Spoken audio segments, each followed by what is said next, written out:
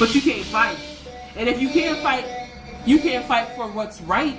We here to protect y'all, and y'all don't give a fuck about us. Give a fuck about us. Give a fuck about us. Give a fuck about us. Give a fuck about. Give a fuck about us. Give a fuck about us. How'd that happen? The dude's going, yeah, how'd that happen? Because she catered to his ego. They can figure us out. Guys, don't get trapped. We call them pussy traps. Let's call them pussy traps. They trap you with the pussy. It's a trap. They trap you with the pussy. They catch you with the pussy. This is what they do. It's a trap. It's a trap. One of the pleasures of my work is I get to produce material for a wide variety of men who find redeeming value in red pill philosophy. I get encouragement, support, and appreciation from men who identify as MGTOW monk, from married men in more traditional relationships, and from a lot of camps in between. Men who casually date, men who are open to long-term relationships provided no legal ties are involved, and others. And it heartens me to know that red pill philosophy is so powerful that it is a benefit to all of these men, and even a few women. With that in mind, I want to talk to men today who choose to explore the possibilities beyond the realm of isolation from women or the relative safety of pump and dump. In particular, this talk is aimed at men who are in the first 90 days of a regular thing with a woman. And of course, I say that with the understanding that the first 90 days of a regular thing with a woman is also the precise time that men are least prone to listen to anyone. And hey, I'm not knocking it. The mindless indulgence and infatuation is one of the most pleasurable times in a man's life. It is days marked by little to no conflict, sex that rattles the rafters, and a general state of satiation and well-being. Of course, it will all come tumbling down, even in the best of relationships, because no amount of fuel on earth can keep infatuation going indefinitely. At some point, it will come to an end, and by my observation, that usually happens around the 90-day mark. And the end almost always will be signaled by words that fall directly out of her mouth in a shit test that will change the course of the relationship no matter how you respond to it. That's important enough to say again. At around 90 days, you'll be issued a shit test that will change the course of the relationship no matter how you react to it. It will never be the same after that 90-day fork in the road. Let's back up for a moment for the bird's eye view before proceeding with the details. Anyone familiar with red pill philosophy will be familiar with the concept of the shit test. It's just a descriptor for how women toss one kind of obstacle or another in the path of men who are pursuing them, and then measure how the man responds, weighing the results into her decision on whether to continue involvement with him or what form that involvement will take. It is her attempt to find his limits early on, to assess what he will tolerate and how he'll react, especially to her less rational, more unstable side. In this regard, shit tests are often provocative, designed to force the subject into an emotional state. The shit test can be as simple as her saying something playful like, "Men only want one thing," testing your reaction to being put on the defensive. For the sake of clarity, this is not the kind of shit test I'm talking about in this talk. It's nothing like the 90-day fork in the road. First, if you're already in the infatuation stage, you've passed these minor introductory shit tests, and you continue to pass them in between rounds of bed-breaking sex and other fun times together. Those shit tests aren't very serious. They are quite minor in comparison to what's coming. Mind you, for the nitpickers out there, 90 days is just an estimated average. It's not intended to sound scientific or accurately predictive, and it's good to know that, because the fork in the road moment with women can come at any time. It's your job to be prepared for it. The progression of events leading up to your critical moment will be similar for most men. You'll meet a woman, hit it off, fly through her early shit tests, rock each other's world in the sack, get along fabulously, and then one day, quite suddenly, things will change. You'll pick her up, meet her somewhere, or have her show up at your door. And instead of the bubbly, smiling, carefree new companion you've become accustomed to, you will find a different person standing there. She'll be sullen to a greater or lesser degree, quiet, incommunicative, and perhaps a little dark. When you take the bait and ask, "What's wrong?" she will at first give the classic lie for a response. "Nothing," she'll say, with a completely straight face. The point here is that she wants you to be the one to force this conversation. She'll pretend to be hesitant to tell you the reason she is indisputably broadcasting her displeasure with you. She'll pretend not to know that she's throwing a wrench into your frame of mind in order to provoke your inquiry and your attempt to find a solution.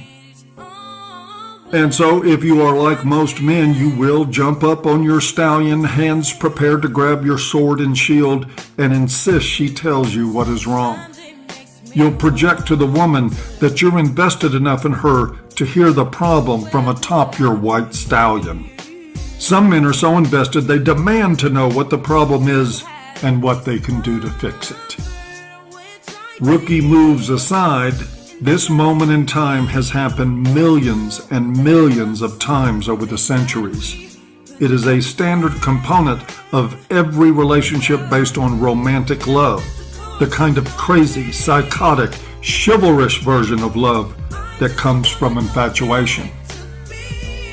It is so common and so predictable, as a matter of fact, that I can tell you in general terms what the problem will be before she ever shows up at your door wearing her sad clown face. The problem will be, in one form or another, that you did something which caused her to feel unimportant or unloved. It'll be that you left a little too early the last time you were together, or that you arrived a little too late. It will be because she saw you briefly admire another woman, or because you smiled a little when telling her about your last girlfriend. It'll be because you had to say no to doing something with her because of your work, or because you said yes to doing something with one of your friends. It'll be because of something you said about which she didn't like the tone, or because of something you didn't say, but that in her opinion you should have. It'll be because you wanted to hold her hand in public, or because you didn't want to. The point here is that at the 90-day fork in the road, she is going to present you with something bullshit, some measure of her insecurity, her desire for control, or both. You'll know it because you didn't really see it coming, and because for the first time in your time with her, there will be a dark pall over the connection between you. And you will know it because you will feel the impulse to get it resolved and get back to the relationship you were enjoying so much just moments before. You will not be aware that that relationship, that carefree infatuation with unbridled promise for the future, just died in front of your eyes. Because, gents, this is not an infatuation level shit test.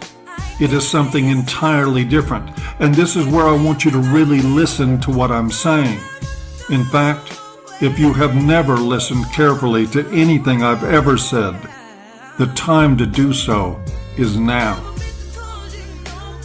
Because how you react to her at this critical juncture in the road is going to determine how your relationship with her will go from that point forward. Not only that, it can and will decide how the rest of your life might end up. This moment, gents, is about her control of the relationship, which is to say, her control of you. And mind you, it doesn't matter one whit whether she is conscious of all this or not. So I advise you not to distract yourself with pointless inquiries about whether she knows what she's doing. Some women are conscious of this moment, others aren't. It doesn't make a damn bit of difference to where you will end up if you screw up now. And by screw up, I mean take the bait and apologize or otherwise try to appease her so that you can restore the former relationship. Again, I want you to listen to me. The former relationship is gone. It's over. It is never coming back no matter what you do, and thinking you can change that is like trying to rope a unicorn. Forget about it. The only value that the former relationship has now is to her, as an illusion to give you something to chase after by allowing her to control you. She's dangling a carrot and nothing more. If you fall for it, from that point forward you will find yourself jumping through hoops in pathetic attempts to restore the old, now dead order. Take a look around you at the majority of men in long-term relationships and ask yourself if I'm wrong. Men becoming women's accessories in relationships is the standard of the times. What I'm telling you here is that there is a pivotal moment in every relationship that triggers that end game. There is a crossroads at which you can, at the earliest and easiest point in the relationship, choose not to go there. And the advice I have on this, of course, is pretty damn straightforward. Whatever her problem with the way you looked at a waitress, or the tone in your voice last Tuesday afternoon, or that something slipped your mind when she thought you should remember it, tell her that she's being childish and that you've no intention of defending yourself over trivial bullshit. First one to talk after you've said that loses. I know that some of you are already like, yeah, sure, Paul, and she'll be out the door for good. And of course, you are more likely than not right. But remember what I said. The relationship you had with her was already over before you ever said a word. She's not in infatuation mode anymore, even if you are. Get that through your skull. She's in control mode. And you've only got two choices. You either get out of it, either by 86ing her directly or running her out with your boundaries, or you settle in for the longer war. I find merit for men in both scenarios. A good deal of men in this audience already know exactly where they are in this scenario. See ya, right? Anyone who blames those guys or shames them is an asshat. Don't pay attention to them. There are also men, though, who won't take an ounce of shit, who decide consciously and rationally that relationships with women have perks to offer men despite the unavoidable pitfalls. That with enough time, with the right woman, and being the right kind of man, that they can carve out something that they value and that they want. Of course, having done that myself, I don't argue with those guys either. And both of these groups, by the way, are the minority. As you know, most men, when confronted by the 90-day power grab, react to the ploy by trying to kiss it and make it better. Operating out of fear of loss and rejection, they capitulate, which is where they end up spending the rest of their relationship and sometimes the rest of their lives.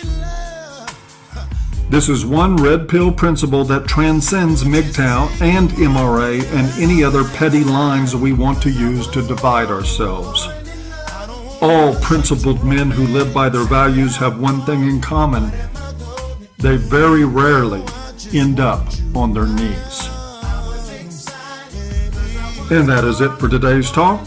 As always, I hope you've enjoyed, even if you haven't, and we'll see you next time.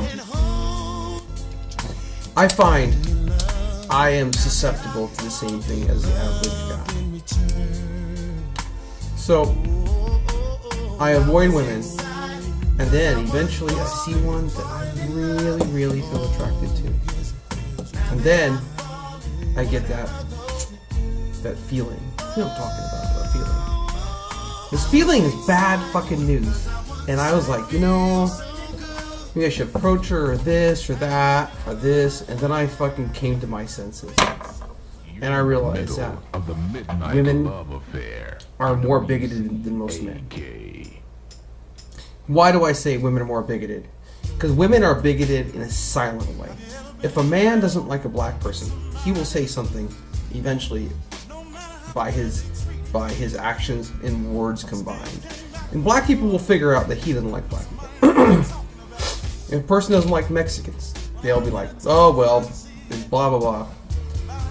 All men give signs and symptoms that they don't like something, and they will avoid it. I mean, it's pretty simple. It's cut and dry. Now, here we have women, and women are like, how do I put it? Women are like, wait, it's so fucked up. I can't get it right. It's better. So women will dislike something, and they won't say anything, and they'll play it off, and they'll play it off. And if you don't catch the semi-snide remarks, because you have to listen to what they say. As a guy, you don't really listen to what women say, but you have to listen to not what they say, but how they say it. Okay? But when you meet this woman, you're like, your heart beats, right? And you get a smile, and she makes you feel good. And your brain says, hey, you should approach this woman. Don't. Listen to your brain, not your heart. Because, listen to me. This woman is probably damaged. Okay, she is damaged. And the reality is, she's so broken and damaged between feminism, past marriages, loss, debt, work. If you were to get with her, you're simply a money tree. That's all you are. You are another income for her. Not that she would want to spend time with you. She would make time to spend with you. Or she would make minimal time, but still want your money. Now, being over 40, I have to say, I don't really dig that many younger chicks. I mean, there's a few I've met, but most in general, I don't feel like raising my girlfriend. Or what few girlfriends I've had. But as I progress with time, I see that I have this ache sometimes for certain women. And I know it's not going to work, because I know one thing. After 40, women are damaged. They're just damaged. They have this silent hostility towards men down below. And it comes off in their actions, and it comes off when they're manipulating other men who are basically manginas to do things for them. You can tell by how they speak to you. Like, for example, a woman who respects you will talk to you like an equal. A woman that doesn't respect you will make snide comments and put you down and assign you tasks. Come on, guys, you know what I'm talking about. There's always that one guy who's always doing stuff for women, and you know what? And all they do is ask and boom. And then they ask something else, and something else. And they never put out. And they won't date. And they'll date another guy while they're asking this guy to do shit. The other guy will laugh his ass off, be like, I ain't doing it.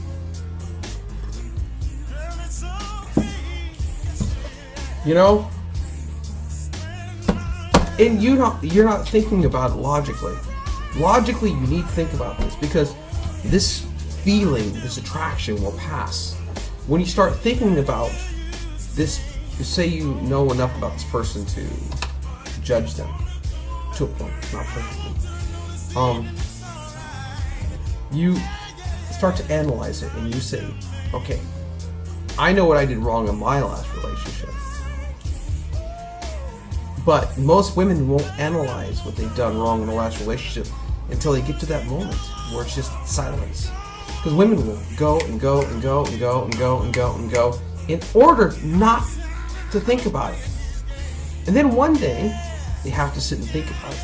And when they stop and think about it, all of a sudden, all the shit they did they realize it and they regret it. And now they are seriously damaged. But as a male, you are going to find there's that one woman you're attracted to. And she may not be super pretty, she may be, but you know what? Don't stray from the MGTOW path. Listen. Because that yearning you feel, that's a physiological yearning. That's a mental yearning. You know, use your higher brain. Because these women are going to end up using you the same way as that other woman would have used you. You just feel good about giving up everything. This is very difficult to explain. And I hope you guys get this. I'm having black tea today. While my cat Hershey continues to lick herself. See? She's enjoying herself. If only people could be that content with licking themselves. No, but seriously. But when you are in a situation, I have coined a term that's called hopeless comfort. Because you want the comfort of this woman. You want to be able to bond with her. But you don't want to have to change it, because she will change it. And I'm not saying that everyone shouldn't change to a point, because change is good. Nothing's static in this world. Everyone's changing constantly, and there's no way to avoid it. But you know, in the back of your mind, what's going to happen. You already know. You've played this out. You've done this 100 times. And you're contemplating doing it again. As a trans girl, I'm a little more immune to this. With women. And women tread more carefully around me because I get shit and understand shit that they understand. For you guys out there, this hopeless comfort is your downfall as a MGTOW. Because what's going to happen is you're going to say in the back of your brain, she's not like this. But in all reality, she is like this. She is a product of a culture, of a broken culture. Personally, I'd rather see the whole culture fucking burn. Let it all burn. Start from scratch. That's my opinion, though. Because I think the only way to fix the problems in this society is to fucking crash it. You know, wipe it clean and start all over again. Now, that's not everybody's opinion. That's my opinion. Because I don't think you can keep patching things up and doing this. Because the problems are still there. But these women will exude, these feminine qualities that you really, really want in a woman. And then you'll take these qualities and you'll push them forward across to the head of the line, but you'll let the other fucked up shit slide back. And say, you know what, I'm willing to give up, at my freedom and become a utility to be with this woman. And in the end, she's still going to make time for you. Keyword, make time. She may not have any time, and she'll realize, I got to make time for this guy, right? And then you'll realize that she's making time for you to lure you in. It's like the spider in the web, Once she has entangled you in her web, it's very rare when you get out. Because every bit of that web as you roll is one more sticky web that gets you. But you have to resist this temptation, And this temptation is even for me sometimes, once in a while, it's very difficult for me. There's like 2 guys that I really dig on. There's a guy I'm going to have a date with pretty soon. And I'm really considering going exclusively man. Because I'm just tired of all the bullshit. Was that Hershey? I know. She's my advisor. She's a good advisor too. But, so, you have to fight this. because it is hopeless. You're better off, going your own way, staying your own way, staying faithful to MGTOW. Look, I will admit, I go out with guys sometimes, and sometimes I have sex with them, and sometimes I don't. Sometimes I'll meet him one time, and then I will never talk to him again.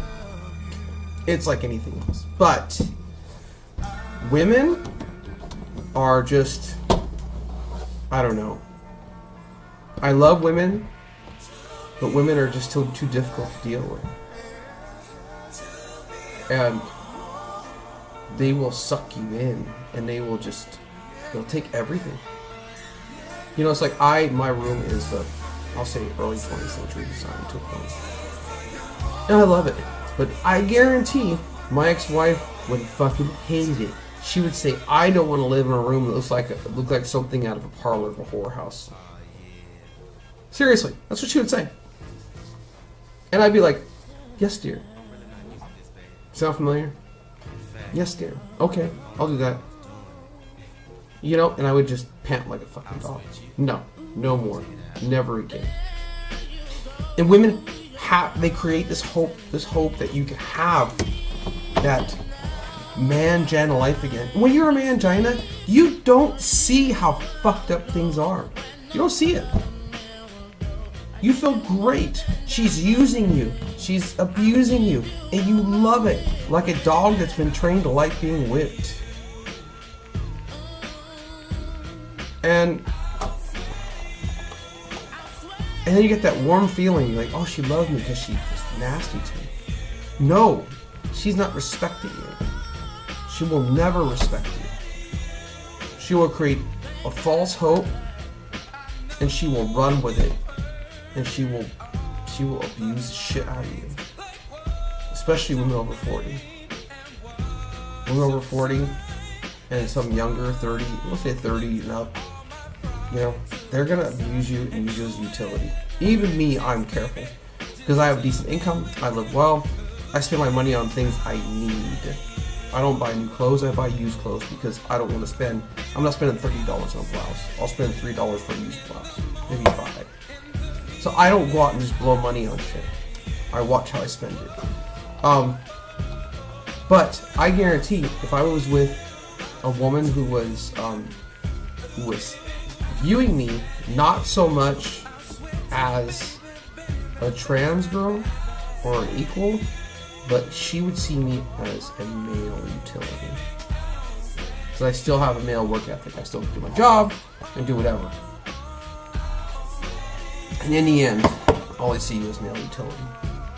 But they're going to pull your heartstrings. They are going to yank those strings. You're going to feel that flush. You're going to feel that euphoric moment. You're going to be like, that's the girl for me. But no, she's not. Give it time. Think about it. And let it pass. Because it will pass in less than a week. But you'll still have an attraction to this person. But you still have to let it slide. And then when you do have the attraction, you have to remind yourself. Every male genetically is susceptible to this. Right? And that's just how it is. And you have to fight this. Because if not, you're just a blue pill mangina utility again. It's like I'm considering going to some changing jobs, moving places, buying property, buying a house. I never could have. I can't do this if I'm with a woman. I'm looking into the possibility of, investing in land. A woman wouldn't let you. Well, we got this and this and that. Wouldn't happen. So, in essence, don't fall for the false hope. The hopeless comfort a woman offers. Because that hopeless comfort is bondage. It's an invisible bondage. They're chains you can't see. And you build them slowly like Ebenezer Scrooge. You build the chains slowly, and then the chains get heavier and heavier until you can't run anymore. And this is not what you want to do. You want to fight these feelings long enough to where you can get your brain back in the right spot. Once your brain is back in the right spot, you'll be fine. You just have to fight it and make yourself understand and reinforce your brain with what would happen. A, B, C, D, and E. What would happen with this woman? You'd be like, well, once I hit C, it goes back to everyone else has had the letter C. A and B might be different with different ones, and C and D, it's the same shit. And E. And then all of a sudden you're fucking divorced again. But, yeah, I would just say, don't follow the hopeless comfort. Because that's what it is. It's hopeless comfort. Be aware. Be smart. Think this out. Talk to your friends. Don't talk to blue pill mangina friends. Because they will encourage you to be just like them. Just like them. Because they don't want to be alone. So don't do it. When you feel the pull to be attracted to a woman, resist it. Think about it like this. There's a minefield there. In the middle of the minefield, on a stick is a $100 bill. Now you might get the $100 bill, but now you have to get out of the minefield. And you very well might get out, but it's very rare. So think about it that way. Is your life worth $100? Is your life worth a moment of false hope, broken hearts, abuse, legally being obliterated most likely? No. So I'm going to end it there. And don't fall for this MGTOW, guys. I'm telling you right now. Don't do this. I was suspect of this also, and I fight this. I fight this very much so. Because I know a woman will fuck up my transition. Because a woman doesn't want to be half the time with a woman. They'll do what they can. They're like, oh, you know, and this, and that, and this. And then they can brag and be like, oh, yeah, you know, I stopped Allie in her transition. No, I don't fucking think so. You know? There's no stopping this shit. This train's rolling on down the fucking tracks. And the brakes ain't coming on anytime soon. So I'm going to let this video go, and I'm going to say, good luck, guys. Do not forget to kill this attraction with time. Don't talk to your mangina buddies, or your married friends. They'll tell you, oh, you should go out with her. Why? So they're not alone in their fucking dislike for their relationship. So, I hope you were entertained by the video, and I hope my cat gave you quite the show. Yeah, I'm going to buy her a brass bowl pretty soon. So have a good day, and tschüss, auf Wiedersehen, bis später, and stay MGTOW, guys, okay? The problems I cover in my videos are ones that happen with women's acceptance, not their rejection. They're the problems you have once you're with a woman, not while you're looking for one. They are all problems that come with what blue pill men call success with women, not failure. Gynocentric neediness is the most common doorway to these problems, and a world full of men pass through that doorway every day of their lives. That's why my email box is packed full of pleas from men I cannot help. The only thing you can do about it, in my admittedly not so humble opinion, is find what your values are and live with them as close to every minute of every day that you can. And I don't think men can find their values if they don't first find their value. That is the crippling thing about how we socialize men into disposability for the sake of women.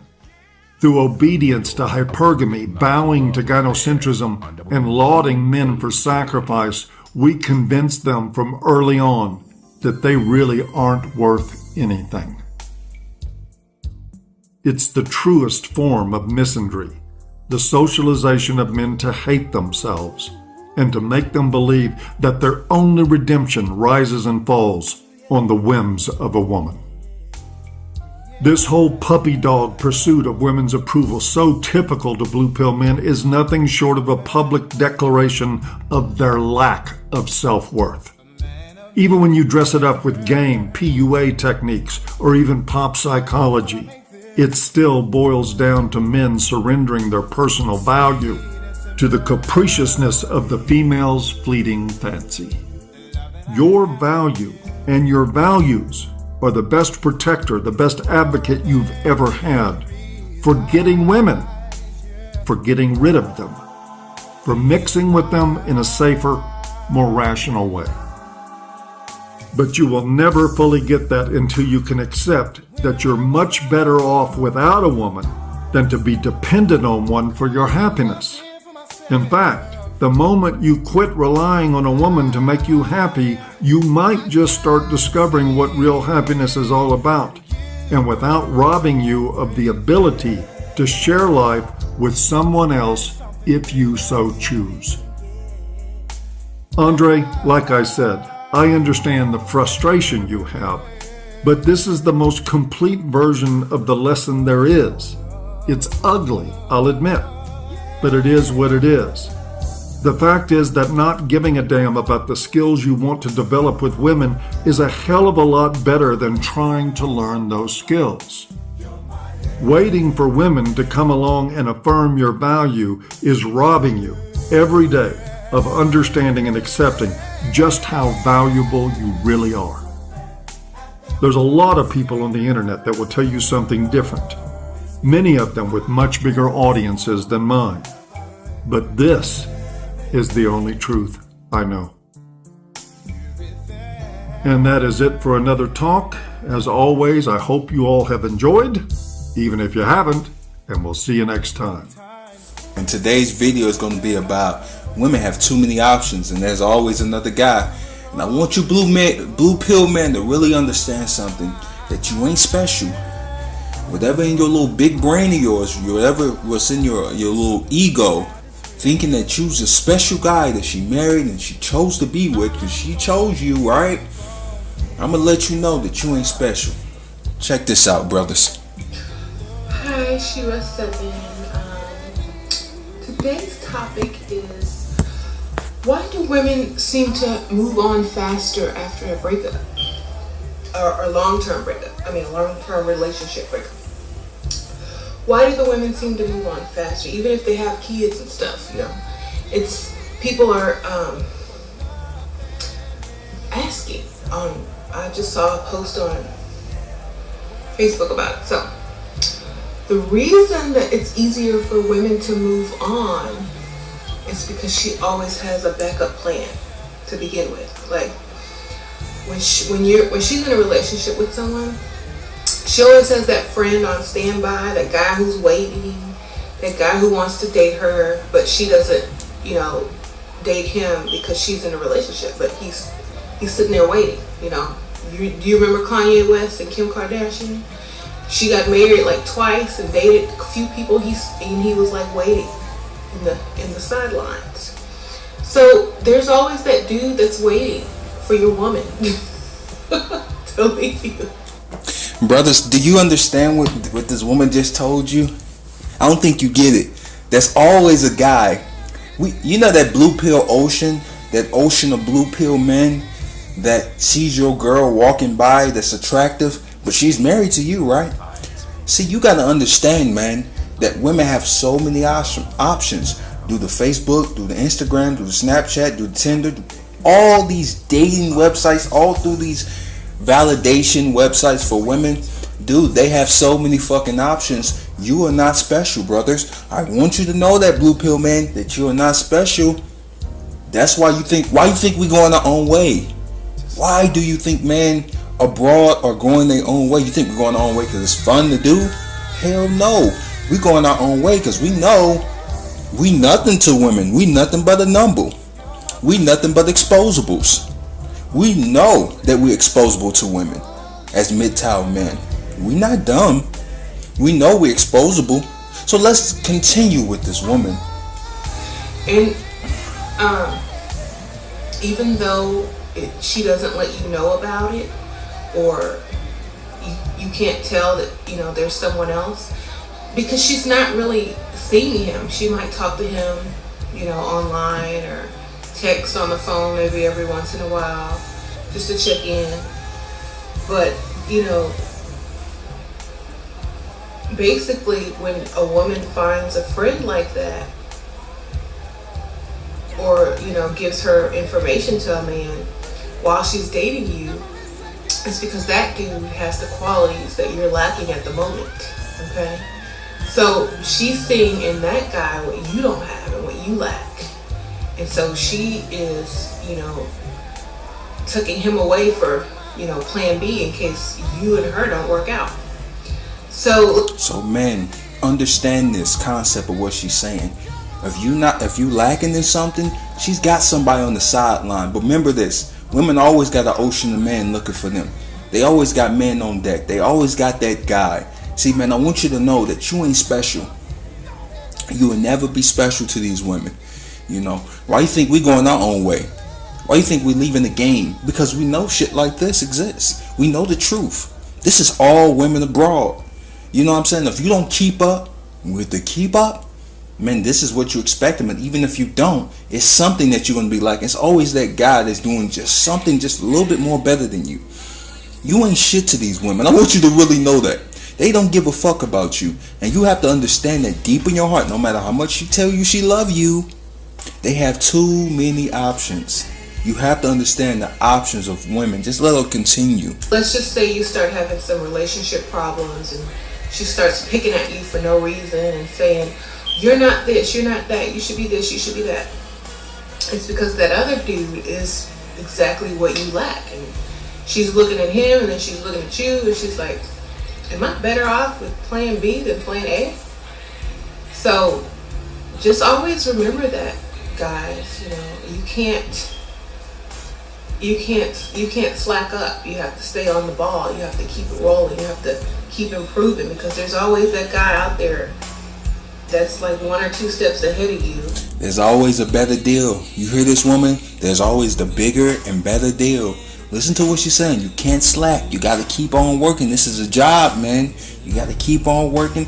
There's always these guys abroad. I don't care if you're fucking married. I don't care if you're in a long-term relationship. I don't care if it's 10, 20 years. They don't give a fuck. So you have to understand, man. You have to look at yourself and your values and realize my value do not allow me to be with no bitch that you look at me as an exposable canned good. Because that's what you are. You're an exposable canned good. You recyclable.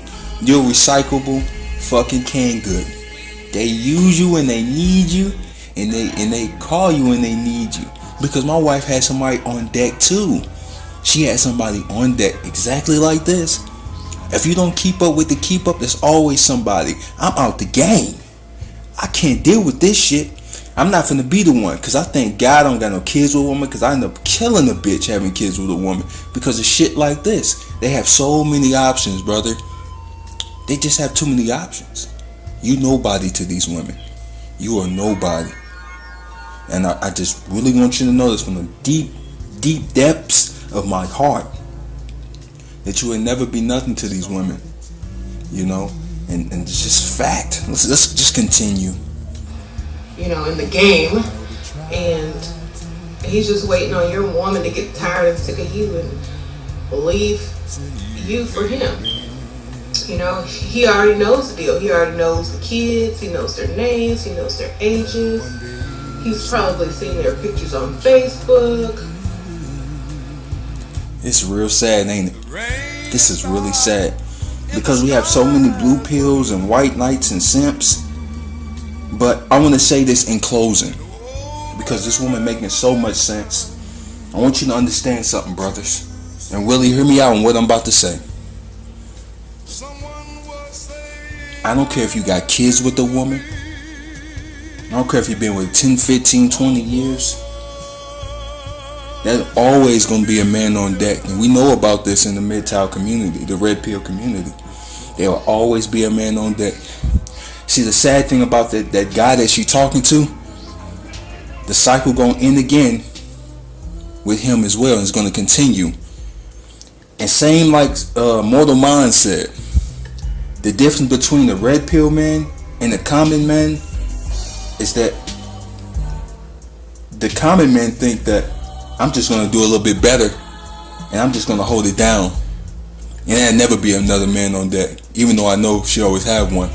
But what the red pill men know is that the cycle starts over, and there will always be a man on deck. This is MGTOW Savior. I am out.